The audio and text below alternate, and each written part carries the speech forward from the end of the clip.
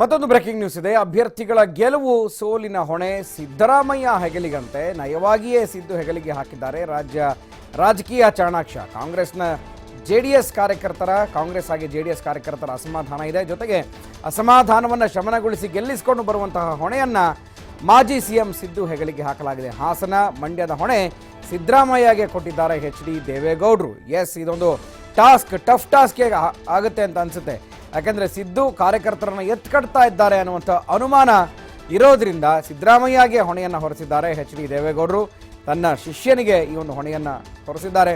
ಒಂದು ವೇಳೆ ತಮ್ಮ ಅಭ್ಯರ್ಥಿ ಗೆದ್ರೆ ಆ ಕ್ರೆಡಿಟ್ ದೇವೇಗೌಡರಿಗೆ. ಯಾಕೆಂದ್ರೆ ಆ ಟಾಸ್ಕನ್ನು ಸಿದ್ದರಾಮಯ್ಯಗೆ ಕೊಟ್ಟಿದ್ದಾರೆ. ಜೆಡಿಎಸ್ ಅಭ್ಯರ್ಥಿಗಳು ಸೋತ್ರೆ ಅದನ್ನು ಸಿದ್ದುಗೆ ಹೊರಿಸೋದಕ್ಕೆ ಸ್ಕೆಚ್ ಅನ್ನು ಹಾಕಿದ್ದಾರಂತೆ. ಸೊ ಇದು ಮತ್ತೊಂದು ಈ ಟಾಸ್ಕನ್ನು ಸ್ವೀಕರಿಸ್ತಾರಾ ಅಥವಾ ಸವಾಲಾಗಿ ತೆಗೆದುಕೊಳ್ತಾರಾ, ಅಥವಾ ಸಿದ್ದರಾಮಯ್ಯ ಈ ನಯವಾದ ಟಾಸ್ಕನ್ನು ನಯವಾಗಿಯೇ ತಿರಸ್ಕರಿಸ್ತಾರಾ ಗೊತ್ತಿಲ್ಲ. ಯಾಕೆಂದರೆ ಮಂಡ್ಯ ಮತ್ತು ಹಾಸನ ಅಭ್ಯರ್ಥಿಗಳ ಗೆಲುವು ಸೋಲು ಎರಡೂ ಕೂಡ ಗೆದ್ದರೆ ದೇವೇಗೌಡರಿಗೆ ಈ ಒಂದು ಕ್ರೆಡಿಟ್, ಸೋತ್ರೆ ಸಿದ್ದರಾಮಯ್ಯ ಹೆಗಲಿಗೆ ಈ ಒಂದು ಹೀಗೆ ಸೋತ್ರಪ್ಪ ಸಿದ್ದರಾಮಯ್ಯ ನೇತೃತ್ವ ವಹಿಸಿಕೊಂಡ್ರು ಕೂಡ ಈ ಒಂದು ಸೋಲಿಗೆ ಕಾರಣ ಆಯಿತು ಅಂತ ಅವರ ಹೆಗಲಿಗೆ ಅದನ್ನು ಸೋಲನ್ನು ಕಟ್ಟೋದಕ್ಕೆ ಎಚ್.ಡಿ. ದೇವೇಗೌಡರು ಮಾಸ್ಟರ್ ಪ್ಲಾನನ್ನು ಮಾಡಿಕೊಂಡಿದ್ದಾರಂತೆ. ಅಸಮಾಧಾನವನ್ನು ಶಮನಗೊಳಿಸಬೇಕು. ಯಾಕೆಂದರೆ ಎಲ್ಲ ಕಡೆ ಕಾರ್ಯಕರ್ತರು ಅಸಮಾಧಾನ ಇದ್ದಾರೆ. ಯಾಕೆಂದರೆ ಮೈಸೂರಿನಲ್ಲಿ ಸಾರಾ ಮಹೇಶ್ ಮಾತನಾಡ್ತಾ, ಒಂದು ವೇಳೆ ಮಂಡ್ಯದಲ್ಲೇನಾದರೂ ಕಾಂಗ್ರೆಸ್ ಕಾರ್ಯಕರ್ತರು ಅಭಿಮಾನಿಗಳೇನಾದರೂ ಕೈ ಕೊಟ್ಟರೆ ಅದನ್ನು ನಾವು ಮೈಸೂರಿನಲ್ಲಿ ತೋರಿಸ್ತೀವಿ ಅಂತ ಹೇಳ್ತಾ ಇದ್ರು. ಸೊ ಹೀಗೆ ಮಂಡ್ಯ, ಮೈಸೂರು, ಹಾಸನ ಎಲ್ಲ ಕಡೆ. ಯಾಕೆಂದರೆ ಹಾಸನದಲ್ಲಿ ಮಾಜಿ ಸಿಎಂ ಸಿದ್ದರಾಮಯ್ಯನವರಿಗೆ ಅತ್ಯಂತ ಆಪ್ತರಾಗಿದ್ದಂತಹ ಮಾಜಿ ಸಚಿವ ಎ ಮಂಜು ಬಿಜೆಪಿಗೆ ಸೇರಿಕೊಂಡಿದ್ದಾರೆ. ಸೊ ಹಾಗಾಗಿ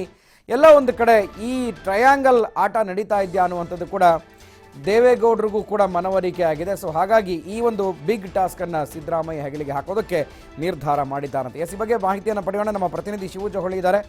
ಶಿವು, ಸೋಲನ್ನು ಸಿದ್ದರಾಮಯ್ಯ ಹೆಗಲಿಗೆ ಕಟ್ಟೋದಕ್ಕೆ ದೊಡ್ಡ ಪ್ಲಾನ್ ಏನಾದರೂ ನಡೆದಿದೆಯಾ ಅಂತ? ಯಾಕೆಂದರೆ ಅಭ್ಯರ್ಥಿಗಳನ್ನು, ಅದರಲ್ಲೂ JDS ಅಭ್ಯರ್ಥಿಗಳನ್ನು ಎಲ್ಲೆಲ್ಲಿ ಹೊಂದಾಣಿಕೆ ಮಾಡಿಕೊಳ್ಳಲಾಗಿದೆ. ಸೊ ಅಲ್ಲಿ ಗೆಲ್ಲಿಸಿಕೊಂಡು ಬರುವಂತಹ ಒಂದು ಟಾಸ್ಕನ್ನು ಸಿದ್ದರಾಮಯ್ಯ ಹೆಗಲಿಗೆ ಹಾಕಿದ್ದಾರೆ ಎಚ್.ಡಿ. ದೇವೇಗೌಡರು ಅಂತ. ಏನು ಮಾಹಿತಿ ಇದೆ ಇದ್ರ ಬಗ್ಗೆ?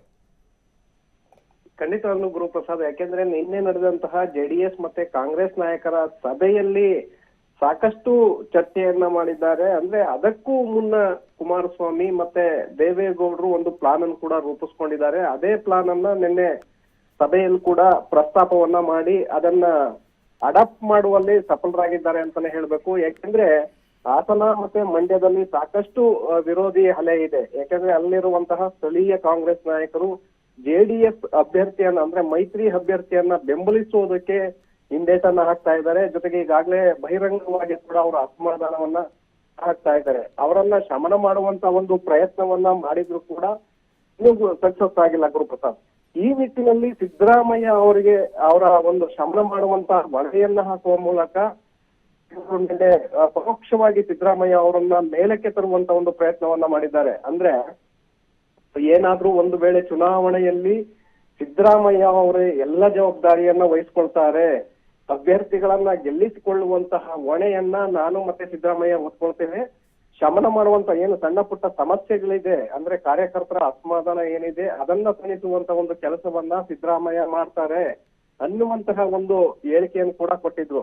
ಅಂದ್ರೆ ಸಿದ್ದರಾಮಯ್ಯ ಅವರೇ ಕಾಂಗ್ರೆಸ್ ಸ್ಥಳೀಯ ಮುಖಂಡರನ್ನ ಮನವೊಲಿಸಬೇಕು, ಮತ್ತೆ JDS ಅಭ್ಯರ್ಥಿಗಳನ್ನ ಗೆಲ್ಲಿಸ್ಕೊಂಡು ಬರ್ಬೇಕು. ಒಂದು ವೇಳೆ JDS ಅಭ್ಯರ್ಥಿಗಳು ಏನಾದ್ರೂ ಗೆದ್ರೆ ಅದರ ಕ್ರೆಡಿಟ್ ದೇವೇಗೌಡರಿಗೆ ಸಲ್ಲುತ್ತೆ. ಆದ್ರೆ JDS ಅಭ್ಯರ್ಥಿಗಳು ಸೋತಿದ್ದೇ ಆದ್ರೆ ಅದರನ್ನ ಆ ಹೊಣೆಯನ್ನ ಸಿದ್ದರಾಮಯ್ಯನವರ ತಲೆ ಮೇಲೆ ಹಾಕೋದಕ್ಕೆ ದೇವೇಗೌಡರು ನಯವಾಗಿನೇ ಒಂದು ಕಾರ್ಯತಂತ್ರವನ್ನು ಕೂಡ ರೂಪಿಸ್ಕೊಂಡಿರುವಂತದ್ದು ಇದರಿಂದ ಬಹಳ ಸ್ಪಷ್ಟವಾಗಿ ಗೊತ್ತಾಗ್ತಾ ಇರುವಂತದ್ದು. ಓಕೆ, ಥ್ಯಾಂಕ್ ಯು ಶಿವಕುಮಾರ್ ಮಾಹಿತಿಗೆ.